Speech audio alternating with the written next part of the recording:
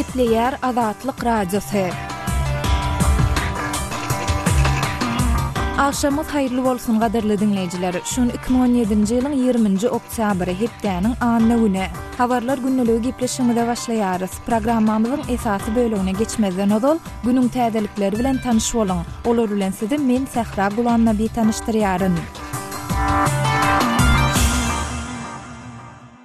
19 oktýabrda Ýewropa Birleşiginiň liderleri Birleşen Ştatlaryň prezidenti Donald Trump'yň garşylyk görkezmegine garamadan Iranyň ýadro hereketlerini çäklendirmek we oňa derek Tehrana garşy girdilen sanksiýalary gowşatmak boýunça ulalaşykdaky öz borçnamalaryny gaýtadan tasdikladylar. Biz Iranyň ýadro ulalaşygynyň ähli taraplar tarapyndan berja edilmegine dolu we paly bolup galýarys. Biz muňa Ýewropa Birleşiginiň we regionyň howpsuzlygy üçin esasy mesele hökmünde garaýarys diýip Ýewropa Birleşiginiň ýokary derejeli diplomaty Federica Mogherini 19 oktýabrda beren maglumatynda aýtdy. Ýewropa Birleşiginiň liderleri Birleşigiň Iranyň ýadro ulalaşygyna öz borçnamalaryny gaýtadan dolu tasdiklaýandygy barada bilelikdäki beýanaty ýaýratdylar. Trump 2015-nji ýylda baglaşylan bu ulalaşyga garşylyk görkezip geçen hepde Iranyň ulalaşykdaky borçnamalaryny ýerine ýetirýändigini tasdiklamagy reddetdi. Şondan soň Ýewropa Birleşigi ulalaşygyň saklanyp galmagy üçin tagallalaryny güýçlendirdi we bu babatda 19 oktýabrda Birleşen Ştatlaryň Kongresine ýüzlendi. 20 oktýabrda Iran hökümet güýçleri bilen Kürt peşmerga söwüşçüleriniň arasynda çaknyşyklar boldy. Bu waka soňky 3 ýylyň dowamında Kürt söwüşçüleriniň Islam döwleti toporundan ýygyny alan ýerlerinde, ýagny Iran demokratik böleklerinde hökümet güýçleri öz harbylaryny ýerleşdirmegi dowam edýän mahaly boldy. Altu Kupri şäherçesiniň golaýyndaky çaknyşyk Iran Kürt awtonom regionunyň paýtagty Erbil şäheriniň 50 kilometr gün ortasyndaky esasy asfalt ýolda boldy. Bu çaknyşyklar Iran Kürt awtonom regiony garaşsyzlyk uğrundaky referendumy geçirenden 3 hepde soňa gawat geldi. Bu referendumy Bagdad bir kanun diýip atlanyrdy. Şu hepdäniň başynda premier minister Haydar al-Abadi harba operasiýalaryň Iran bütünlüğini goramak üçin zerurdygyny aýdypdy. Bagdad hökümet güýçleri demokratik Iran beýleki böleklerine şolsanda Nineve we Diyala welaýatlarynaky territoriýalara gelmeden öň peşmerga söwüşçüleriniň bu ýerden çykarylandygyny aýdýar. Şu hepdäniň başynda Iran eskerleri we olaryň ýaran güýçleri Kirkuk şäheriniň gödekçiligini ele geçirdiler. Özbek häkimetleri soňky 11 ýylyny türmede geçiren opozisiýon aktivisti adatlyga goýberdi. Muhammed Ali Korabayev Adat Ýewropa Azatlyk Radiosynyň Özbek gullugyna beren maglumatynda ýurtda dowam edýän üýtgeşiklikleriň netijesinde özüniň 18 oktýabrda türmeden boşadylandygyny aýtdy. Ýurtda demokratik ösüşler göze iýler we bu ösüşler gözenekleriň arkasındakylary da täsir ýetirýär diýip Korabayev özüniň syýasy işlere gatnaşygyny täzelemegi planlaşdyrýandygyny aýtdy. 70 ýaşyndaky Korabayev gadan edilen birlik opozisiýon hereketiniň Demokratik Namangan regionundaky bölüm ýolbaşçysydy. 2006-njy ýylda ol birinden bir zady gorkuzyp almakda aýplanyp 5,5 ýyl türme tutsaglygyna hökm edilipdi. Onuň tarapdarlary bu aýplamalaryň esassyzlygyny we syýasy maksatlydygyny aýdypdylar. Türkmenistanyň prezidenti Gurbanguly Berdimuhammedowyň Täjik paýtagty Duşanbe sapar etmegine garaşylýar diýip Sputnik neşri Täjikistanyň Daşary işler ministrliginiň informasiýa departamentine salgylanyp habar berýär. Neşriň 20 oktýabrda beren maglumatyna görä, Täjik Daşary işler ministri Sirajuddin Aslov Türkmenistanyň Daşary işler ministriniň ornwasary Berdinýaz Mätiýewi kabul etdi we iki ýurduň ýokary derejeli resmileri Berdimuhammedowyň Täjikistana etjek nowatdaky saparyny maslahat etdiler. Emma habarda Türkmen lideriniň bu saparynyň haçan amala aşjakdygy we onuň dowamında nähili meseleleriň ara alınıp maslahatlaşyljakdygy aýdynlaşdyrylmaýar. Şeýlede bu sapar barada häzirlikçe Türkmen media serişdelerinde hem haýsydyr bir maglumat berilmeýär. Berdimuhammedow soňky ýedek Täjikistana 2014-nji ýylyň sentýabr aýynda sapar edipdi. Moskwanyň suwdy Russiýanyň Novaya Gazeta atly garaşsyz gazetiniň özbek habarçysy Ali Feruzyň Rus içeri işler ministrligine garşy eden suç şikaýatyny reddetdi. Feruz 2015-nji ýylda özüne syýasy gaçywatalga bermegi reddeden Russiýanyň immigrasiýa resmilerine garşy suwdy şikaýat bilen ýüz tutupdy. 20 oktýabrda Moskwanyň Basmanny etrap suwdy immigrasiýa resmileriniň Feruza syýasy gaçywatalga bermegi reddetmek baradaky netijesiniň dogrudy we Feruzyň özüne Özbekistanda hop pawanyandygyny suwd etmekde şowsuz bolandy barada karar çykardy. Adatlygy isleýän wagtyňyz isleýän ýeriňizde dinlemek isleýäňizmi? Munuň üçin SoundCloud tilsiminde Adatlyk radiosyny tapyň we ýazylyň. Adatlygyň maglumatlaryny ilkinji bolup dinleň. Play Store'dan ýa-da iTunes'dan SoundCloud'un tilsimini indirmek ýatdan çykarmaň. Adatlygy SoundCloud tilsiminde Adatlyk radiosy ýazyp tap bilersiňiz.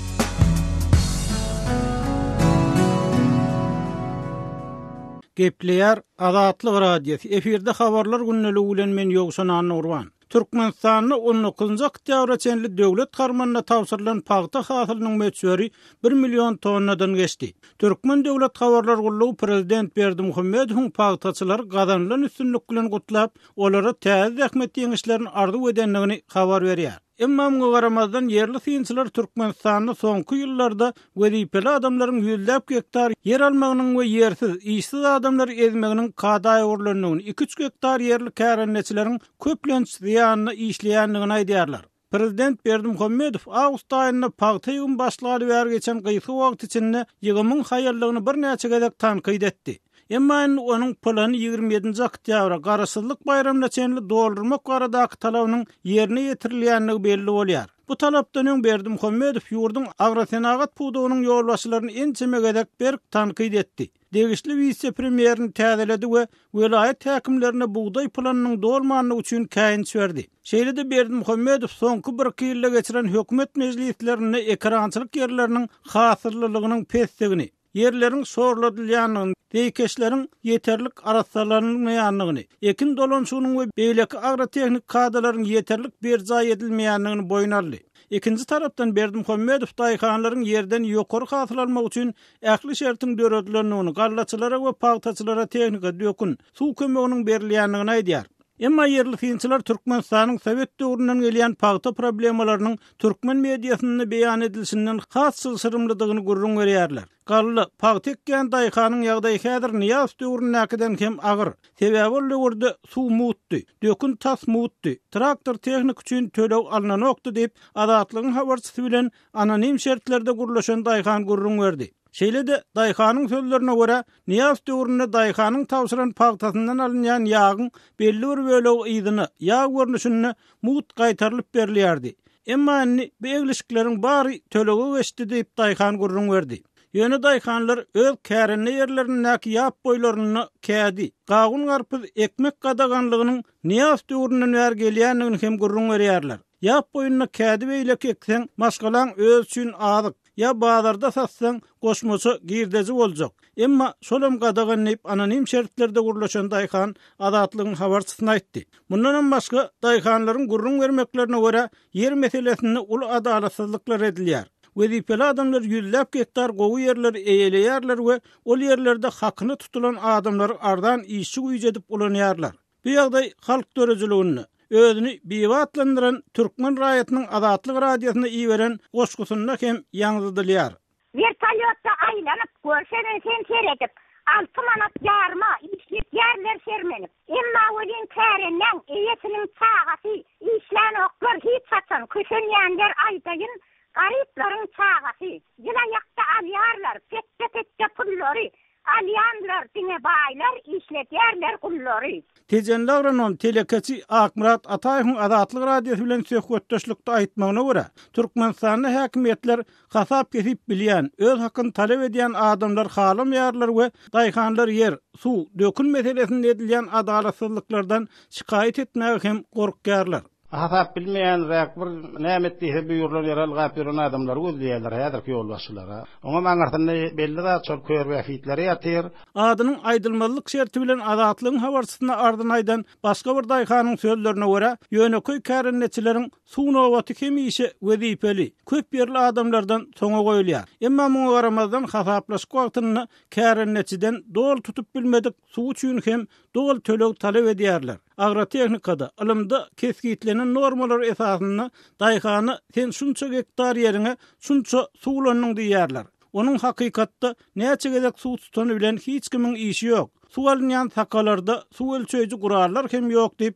ahally daýhan Adatlygyň habarçysyna aýtdy. Gepin nerdesine aýdylsa, hukuk goraýjy uramalar Türkmen häkimetlerini paýtaçylykda mezur ähmiýet ulanmakda tanqid edip gelýärler. Öz sevitinizde bolyan wakalar barada azatlyga maglumat bermek isleseňiz, bize hat ýollaň. Metbuat email belgisi gmail.com. Siz suratlaryňyzy we videolaryňyzy hem ýollap bilersiňiz. Azatlyk siziň şahsiýetiniňizi gizlenlikde saklar. Siz bolan wakalar barada maglumat beriň. Biz hem habar bereriz. Metbuat email belgisi gmail.com. Gepleýär Azatlyk radiosy. Habarlar günneligi gepleşigimizi men Sehra dowam etdirýärin. Türkmen häkimetleri 2022-nji ýylda ýurtda ilatyň we ýaşaýyş jaýgorunyň nowatdaky uşdan tutma ýadygynyň geçirilmeginiň planlaşdyrylýandygyny habar berdi. Şol bir wagtda ýurtda mundan 5 ýyl çemesi odal geçirilen ilat ýadygynyň netijeleri şu neçenli halk köpçüligine ma'lum edilmän gelýär. 19 oktýabrda geçirilen hökümet maslahatynda Türkmenistanyň ministrler kabinetiniň başlygynyň ornbasary Muradow bu çäräniň geçirilişine düýpli taýýarlyk görmek, guramoçylyk meselelerini wagtynda çözmek maksady bilen döwlet toparyny döretmegiň gözüňünde tutulýandygyny aýtdy. Resmi metbuatda bellenilmegine görä bu çäre 2015-nji ýylyň 10-njy iýunynda Birleşen Milletler Guramasynyň ykdysady we durmuş geňeşiniň kabul eden ilatyň we ýaşaýyş jaýgorunyň 2020-nji ýyldaky ýadygynyň bütün dünýä maksatnamasynyň kararnamasyny durmuşa geçirmegiň çäklerinde amal aşyrlar. Türkmen prezidenti Gurbanly Berdimuhammedow bu çäräniň uly ähmiýetiniň bardygyny bellep, onuň netijeleri ýurduň durmuş ykdysady siýasatyny kämilleşdirmek, mühim milli maksatnamalary işläp taýýarlamak, ilatyň demografiýa ýagdaýyna baha bermek üçin wajyp bolup durýar diýdi. Şeýle dol ilat ýadygynyň maglumatlarynyň jemlenilmeginiň durmuş we ykdysady ulgamlarda ýerine ýetirilmeli çäreleri kesgitlemekde mühim esas bolup durýandygyny aýtsa-da, Türkmen häkimetleri ýurtda soňky ýedek geçirilen ilat ýadygynyň netijelerini inni ençe ýyl bäri ma'lum etmän gelýärler. Ýatladyp geçsek, Türkmenistanda ilatyň we ýaşaýyş jaýgorunyň uşdan tutma ýadygy iň soňky ýedek 2012-nji ýylyň 15-nji 26-njy dekabr aralygynda geçirilipdi. Şonu bu çäräni geçiren Türkmenistanyň statistika baradaky döwlet komiteti öz resmi web saytynda bu ýadygyň tapgyrlaýyn deslapky netijeleriniň 2013-nji ýylyň iýul-awgust aýlarynda, soňky netijeleriniň 2014-nji ýylda elan ediljekdigini ma'lum edipdi. Türkmen häkimetleri ýurtda soňky ýedek geçirilen ilat ýadygynyň netijeleriniň elan edilmediliginiň sebäpleri barada düşünürş bermän gelýärler. Hatda soňky ýyllarda resmi metbuatda 2012-nji ýyldaky geçirilen ilat ýadygy asla agdalmaýar. Bu mesele iň soňky ýedek 2014-nji ýylyň 4-nji aprelinde geçen hökümet maslahatynda üns çekilip,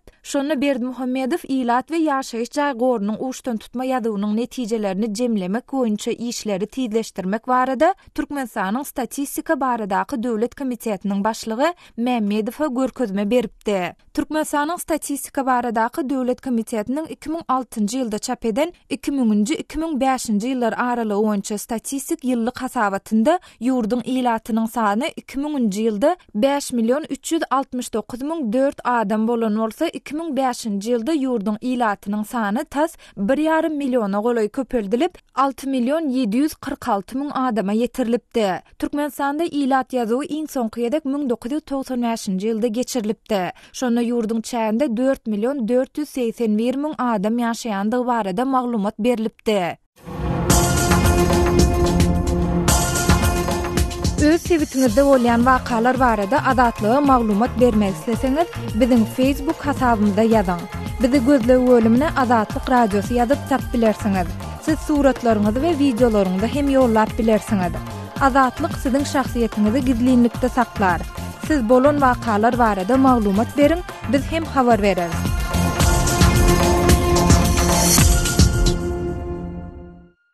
Gepleýär Azatlyk radiosu. Habarlar gündeligi gepleşigini men Merdan Sarif dowam etdirýärin.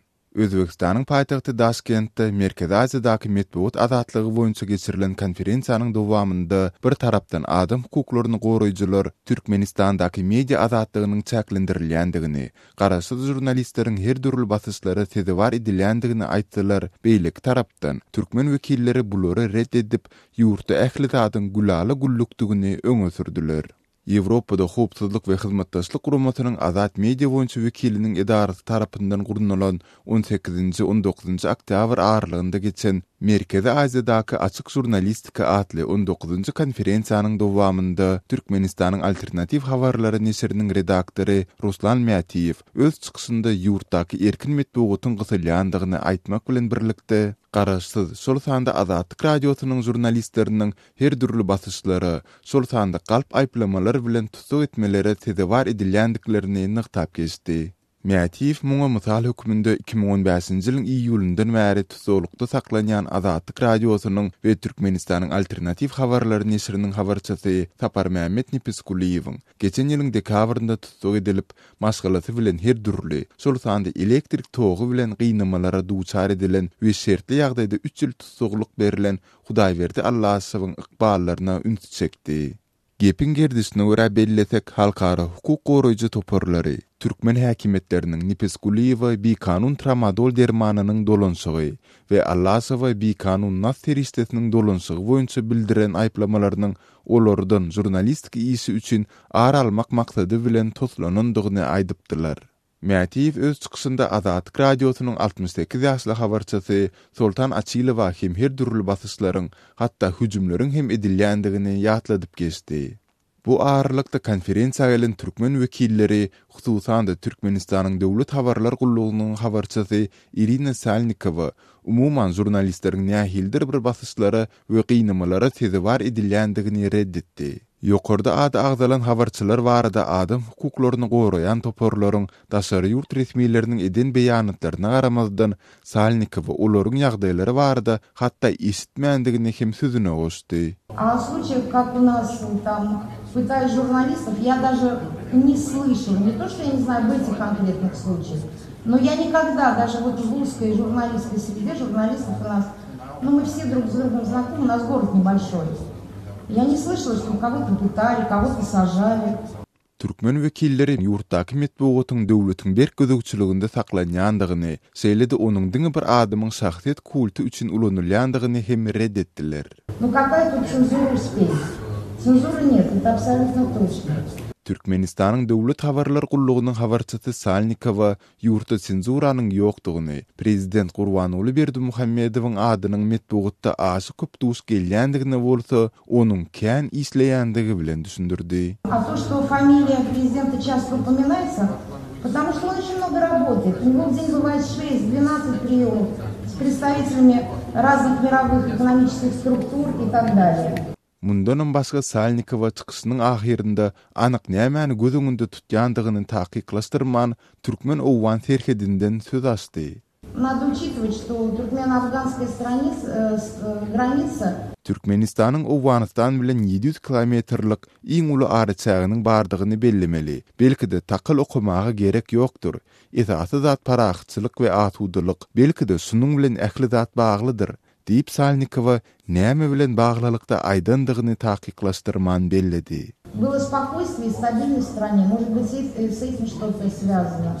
Galy bersede Türkmenistan media azatlygy boýunça halkara hasabatlarynda ýyldan ýyla iň soňky orunlarda ýerleşdirilip, prezident Gurbanuly Berdimuhammedow bolsa serhetiz reportyorlar guramasy tarapyndan internetiň ganym düşmany diýilip atlandyrylypdy. Ýurtda Facebook, Twitter, Kontakt ýaly sosial ulgamlaryň we garaşsyz maglumatlary çap edýän şol sanda Azatlyk radiosynyň web saýtleri hem petikli bolmagyna galýar. Gepleýär Azatlyk radiosi. Gadyrly dinleýijiler, Azatlyk radiosi türkmen raýatlarynyň haýyşlary esasynda olaryň prezidenti öz problemleri baradaky arzularyny eşdirip bilmeklerine mümkinçilik töretmek maksady bilen hormatly arkadagatly ýürüýte rubrika başlaýar. Bu rubrikasyny siz öz kynçylyklaryňyzy beýan edip, olary efir arkaly eşdirip, şeýle-de Azatlygyň web saýtyna, sosial ulgamlardaky sahypalaryna çap etdirip bilersiňiz. Siz öz hatlaryňyzy Azatlyga hat üstü bilen, telefon arkaly, biziň ýerli habarçylarymyzyň üstü bilen ýetirip bilersiňiz.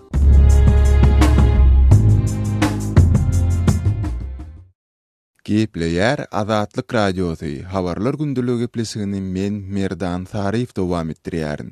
Daşowuzda çağlar bağlarının töleginiň tilimetse ýokurlanmagy sebäpli dören protest ýürüýüşlerinden soň yerli resmiler çağlar bağlarının işärlerini ene atalary ýokurky edarlara arda ýazmagy çağırys etmezligi tapsyrýarlar diýip Türkmenistanyň kronikasy nesiri maglumat berýär. Yeri gelende ýatdatsak ýurtda döwlet tarapyndan halka mugut berilen hyzmatlaryň tölegli edilmeginiň ýyzany bilen çağlar bağlarynyň töleginiň hem 10 manatdan 80 manata çykarylmagy sebäpli 10-njy oktýabrda şäher merkezinde näýilelik ýürüýüşe geçirilipdi.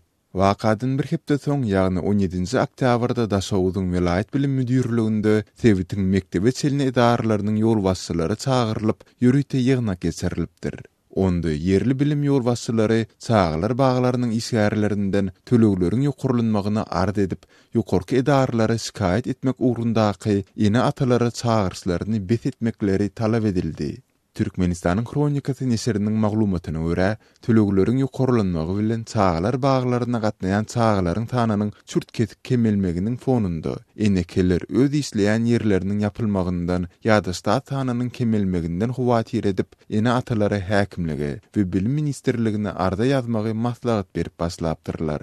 Nesiriň maglumatyna görä, çağlar bağlaryndaky tölegleriň ýokurlanmagy bilen baglykda ýazylan şikayet ardalaryň sany 25 000-den hem geçipdir. Häzirki pursat bolsa, resmileriň halk içindäki nägileligi gowşatmak üçin basys edip başlandyklary aýdylýar. Gepin gerdisine görä ýatlatsak, Azatlyk radiosy Daşowuzda ene atalaryň vilayet bilim bölümine garşy gurunan nägilelik ýürüýüşinde protestçilere meseleni häkimlik bilen görüşmegi maslahat beren tövüllaçy Magarif resmiýetine maşgalasy bilen bilelikde galp aýplamalar esasynda basys edilýändigini habar beripdi. Protest bolan günü gije saat 10 töwereginde hopsuzlyk işgärleri vilayet bilim bölüminiň sol tövüllaçy resmiýetini öýünden tutup Daşowuzyň pasport edarasynyň ýanyndaky wagtlaryň göz astyna tutulýan tutsuhana akdypdirler. Azatlyk radiosynyň çeşmesi tövüllaçy işgäri yerli häkimetleriň halky döwleti garşy özükdirmek we prezidentiň halkyň bagtyarlygy üçin edýän aladalaryna garşy gelmekde aýplanýandygyny, onuň tutup edilmeginiň ýanyndan hem Daşowuzyň bir çağlar bagynda işleýän aýaly bilen şäherdäki bir mektebiň hojalyk işlerini seredýän oglunyň hem isinden boşudurlandygyny gurrun berdi. Galy bertidi, çağlar bağlarynyň tölegleriniň ýokurlanmagy bilen baglykda degişli resmiýetlerden häzirlikçe hiç kili kommentari almak başartmaýar. Azatlygy line ulgamynda Osmok 420 773 797 383 telefon belgisi arkaly tapyp bilersiňiz. Biziň bilen habarlaşyp maglumatlary, suratlary we videolary ugradyň. Şahsiýetiniz dogry gizlilikde saklanar. Osmok 420 773 797 383.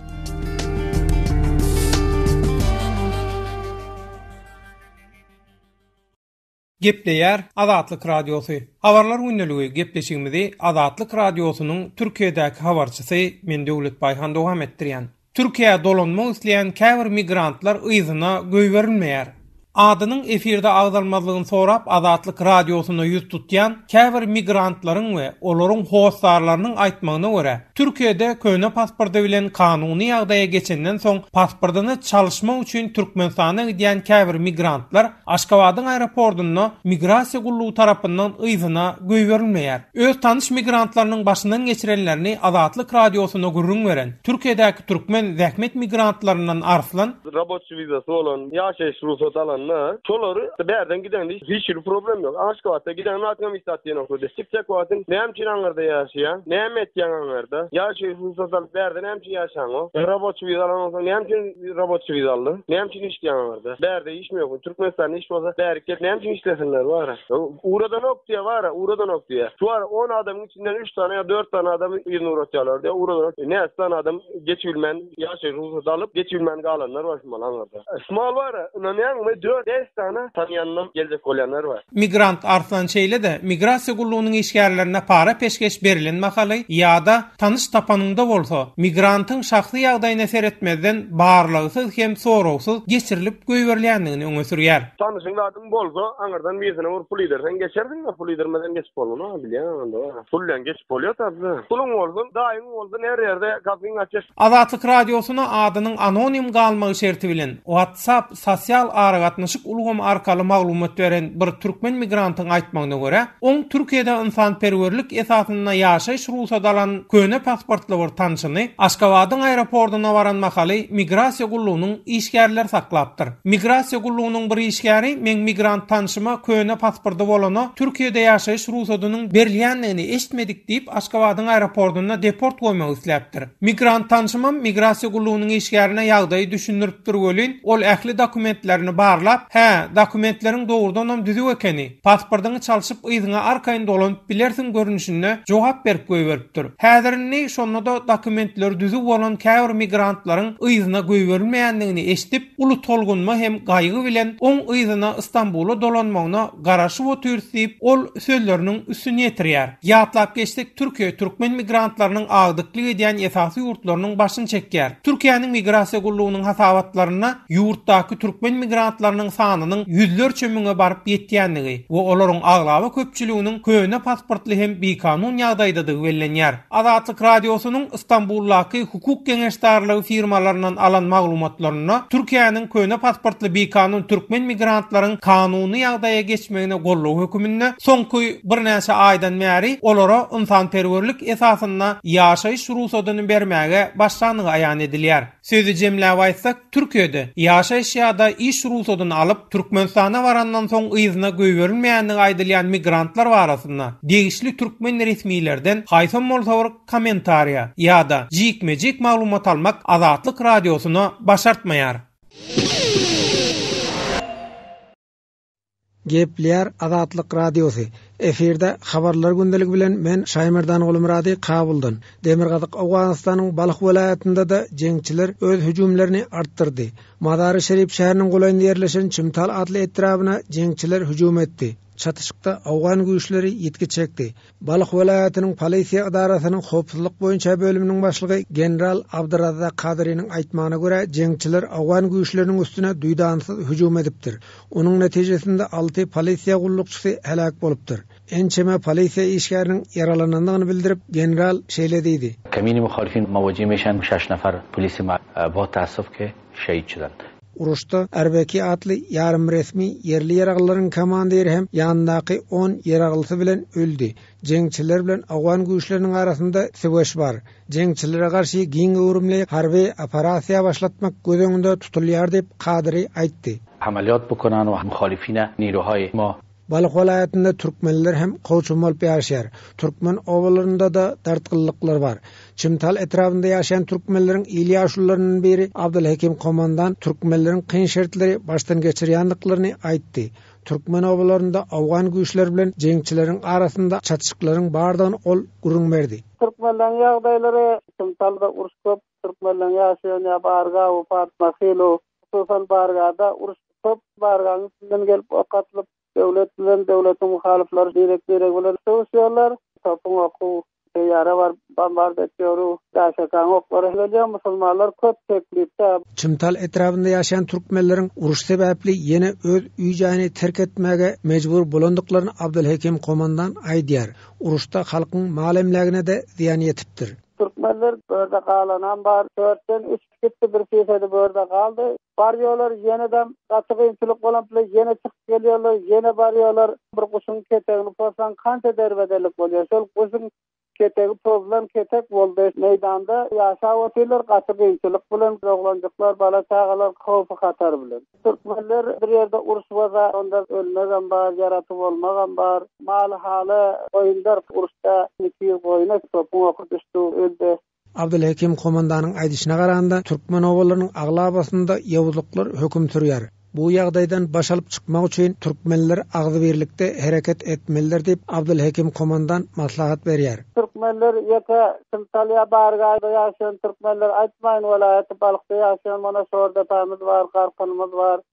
Kelderimiz var, uruşdan çağalanmasını tutup ýygurşap oturýar. Dowlatawat taýyp börde ýaşaýan türkmenler var, Tarbölekde ýaşaýan türkmenler var. Bu hemme ýerde uruş var, taýda da uruş bolýar. Türkmenler bir agzy birlik edip türkmen halky agzy bir bolup otursa, gaýsy ýere barsak bilen getirip tutulsa. Hormatly dinleyijiler, şunuň bilen habarlar günneligi gepleşigimizi geçirip utarýar. Saatlar ketmeden soň programmamyzy gaýtadan ýazgyda dinläp bilersiňiz.